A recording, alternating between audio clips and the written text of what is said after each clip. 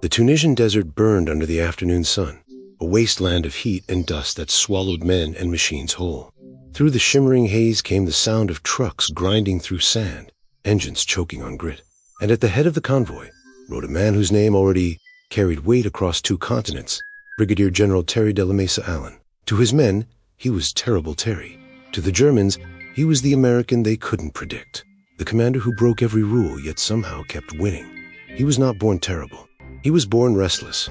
Fort Douglas, Utah, 1898. The son of an Army officer, Allen's childhood was spent among soldiers, drums, and parades. He dreamed of glory, but clashed with authority at every step. At West Point, he was brilliant but undisciplined, daring but defiant. They dismissed him, but he refused to disappear. He fought his way back into the Army, proving that sometimes defiance is the first form of courage. When the world plunged into war again, Allen's moment came. The Army needed fighters, not paper generals, and Terry Allen was born to fight. He took command of the 1st Infantry Division, the Big Red One. The men under him would soon learn that Allen was unlike any officer they had ever known. He didn't hide behind maps or headquarters walls. He drove his Jeep straight to the front lines, mud slathering across his uniform. He swore, laughed, smoked, and cursed the enemy alongside his soldiers. Discipline wasn't his strength. Devotion was. At first, the brass didn't know what to make of him. He looked too casual. He didn't salute much. He cared more about getting ammunition to his riflemen than polishing boots. But when bullets started flying, no one questioned his methods. He led from the front, where the danger was thickest. The Big Red One landed in North Africa in 1942, green and untested. The Germans they faced were veterans of the desert, Rommel's Africa Corps, hardened killers who knew every grain of sand. But Allen didn't flinch. He believed that victory belonged to the bold. He ordered fast movements, surprise attacks, and unrelenting aggression. He was the kind of commander who looked at a hill full of German guns and said, "Let's go take it." The early battles were chaos. American units were mauled. Men died by the hundreds in the air, blinding sandstorms and burning wrecks of Kasserine Pass. But Allen refused to retreat. He reorganized his shattered lines, pushed artillery forward, and fought back. When morale began to crack, he walked among the foxholes, clapping men on the shoulder and yelling above the roar of shells. "They can't kill us all, boys. Keep firing." That was the beginning of the legend. The Germans began to take note of the relentless American general who attacked at night, who struck where least expected, who ignored the neat predictability of the rulebook.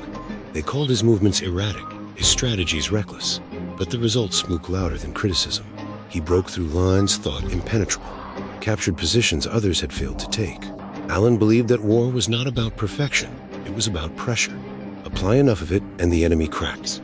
His men believed that too, because they saw him risk his life every day.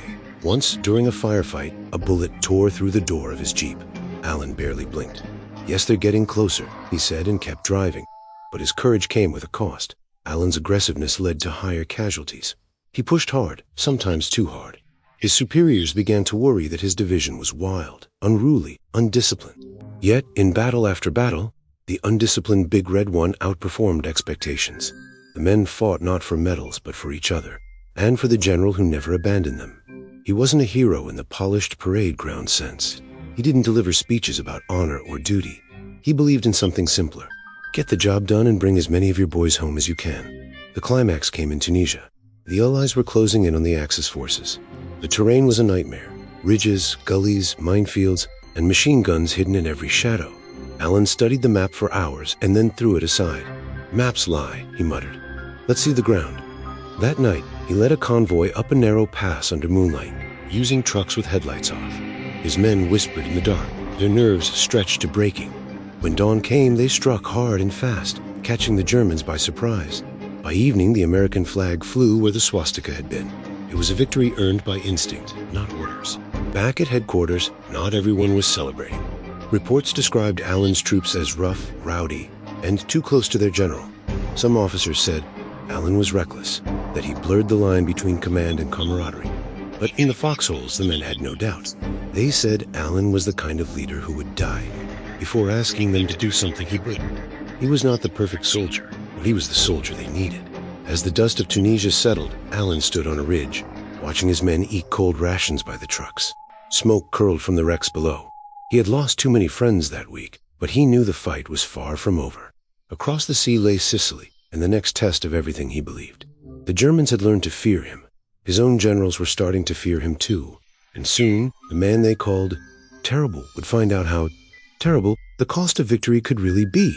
Night fell heavy over the Sicilian coast. The sea rolled in black waves, and the lights of invasion ships blinked like distant stars. Inside one of those ships, Terry Allen stood on deck, the wind whipping through his jacket, the salt spray stinging his face.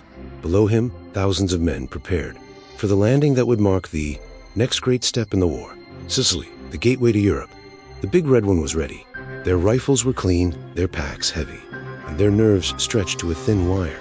For many, this would be their first amphibious assault. For Allen, it was another gamble in a career built on risk. When dawn broke, the beaches erupted in chaos. German artillery thundered from the cliffs, and the sea turned white with explosions.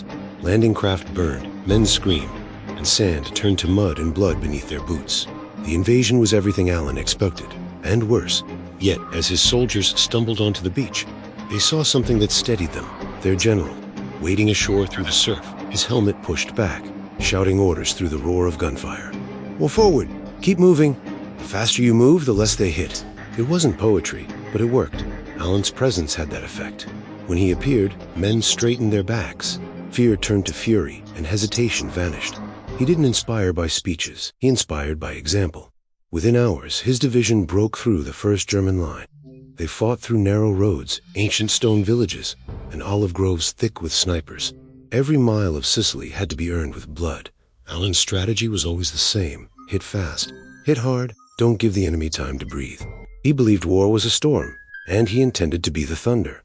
As the campaign pushed inland, the Big Red One gained ground, but not without cost. Men fell by the hundreds. Allen knew their faces. He visited field hospitals at night, speaking softly to the wounded, lighting cigarettes for men who had lost hands. He remembered names. That was rare for a general. "I'll get better, son," he'd say. "We're not done yet."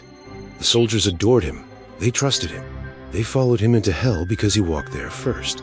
But not everyone shared that admiration. At headquarters, tension grew. Some generals complained that Allen's division was too informal.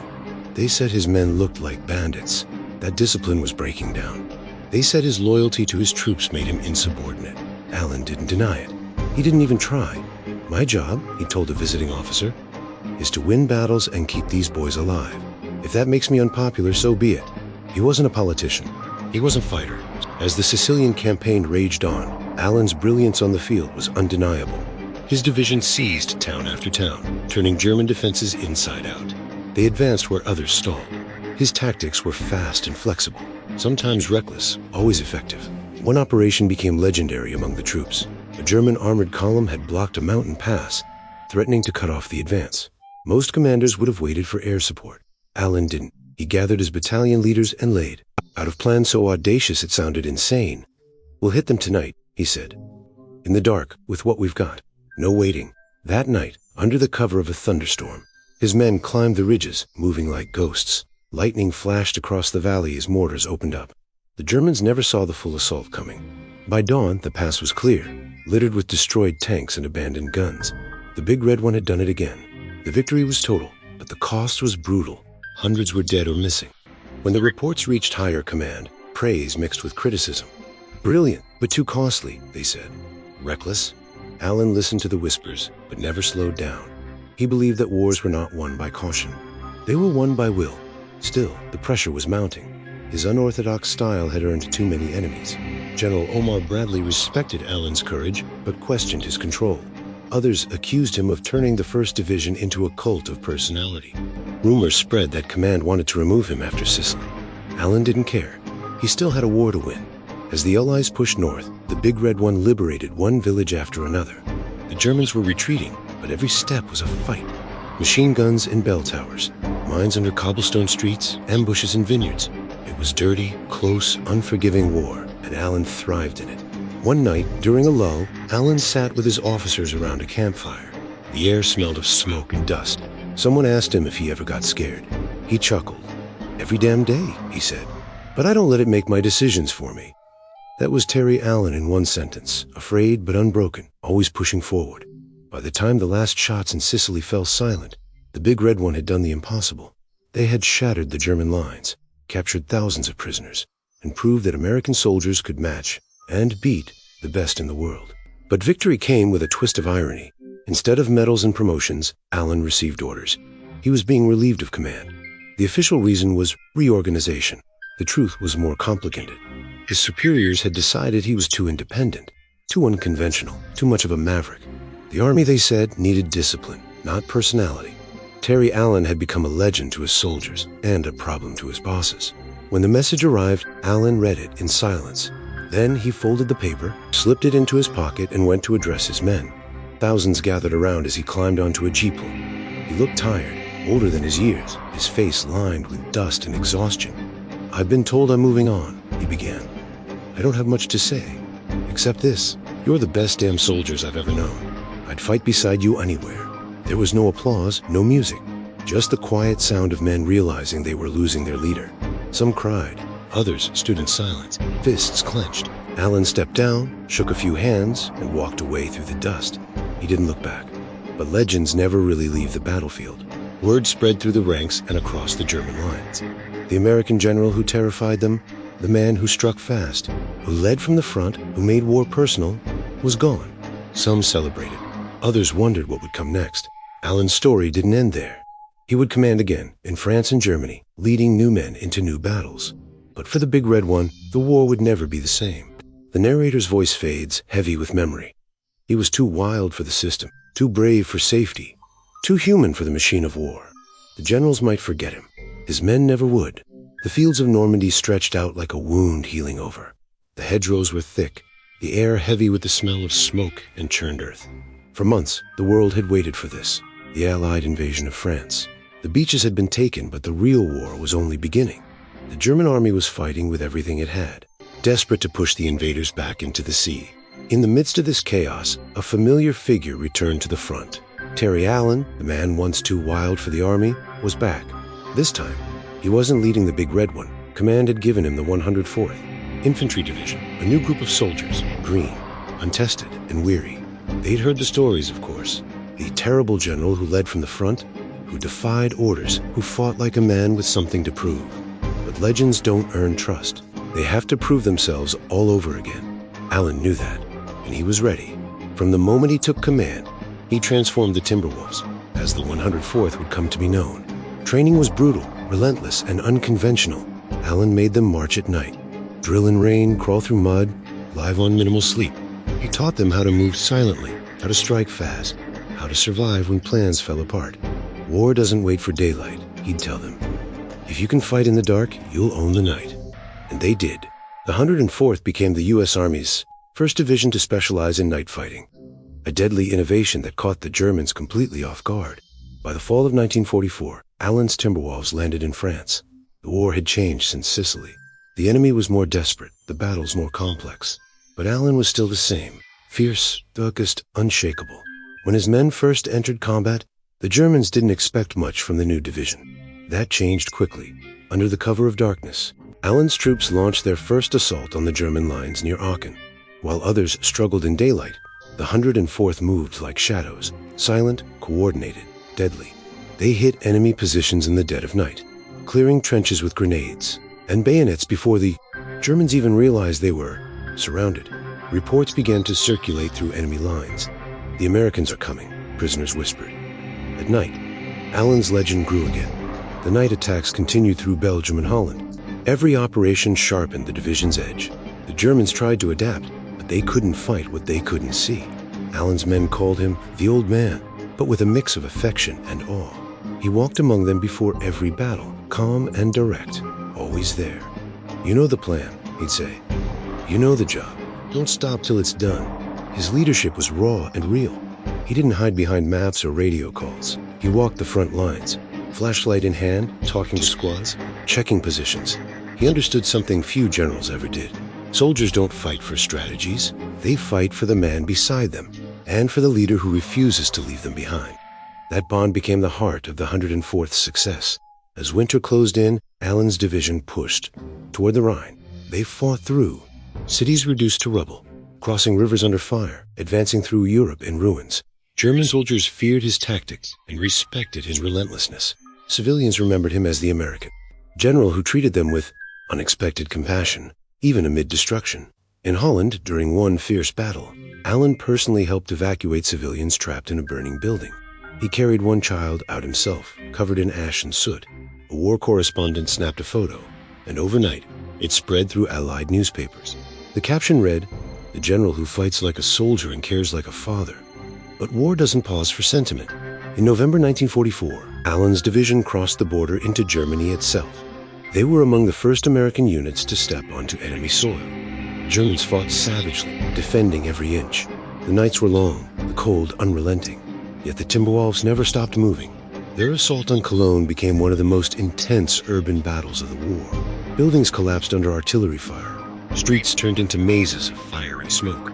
Allen directed the fight from the front lines, sometimes within a few hundred yards of enemy machine guns. His command jeep was hit more than once, but he refused to pull back. One of his officers begged him to relocate to a safer position. Allen's response was simple: "If they can hit me, I can see them." That defiance became his trademark. By the time the division reached the Rhine in March 1945, the German army was collapsing. Allen's men, the untested soldiers who had once doubted him, had become one of the most respected units in Europe. They liberated town after town, freeing prisoners, capturing thousands of enemy troops. Then came one of the war's final horrors, the discovery of the Nordhausen concentration camp. Allen and his men were among the first Americans to enter. What they found left them speechless. Hundreds of bodies lay in heaps. The survivors were barely alive. The stench of death hung thick in the air. Allen stood in silence for a long time. Then, for one of the few moments in his career, he broke down. He ordered every available medic and ration truck to assist the victims, defining protocol to deliver aid immediately. To the men who served under him, that moment defined him more than any victory. The general who had fought like a storm was, at his core, profoundly human. As the war ended, the Timberwolves stood as one of the most effective divisions in the European theater. Allen's leadership had turned them into a legend, the division that conquered the night, that moved faster, hit harder, and fought smarter than anyone expected. When victory was declared in May 1945, Allen addressed his men one final time. His uniform was dusty, his eyes tired but bright. "You've done everything I could ever ask," he told them. "You fought like wolves, you stood like men. The world will remember what you did, and so will I." There was no grand parade, no orchestra playing, just the sound of soldiers clapping, cheering, and shouting his name. After the war, Allen faded from the headlines. He never sought power or politics. He preferred quiet, fishing, reading, and writing about leadership. But to those who had fought under him, he was never forgotten. Veterans spoke his name with pride, even decades later. To them, Terry Allen wasn't just a general. He was a warrior who understood fear, a leader who refused to hide behind rank, and a man who believed every soldier mattered. And to the Germans, even years after the guns fell silent, the name Terrible Terry Allen still carried weight. He was the American general who fought with the fury of a storm and the heart of a soldier. The narrator's voice fades as archival footage rolls. A younger Allen laughing with his men, troops marching through Sicily, the night battles in Europe, the Timberwolves raising their flag, and finally, Allen's face, weary but proud under the caption. He never asked his men to go anywhere he wouldn't go himself.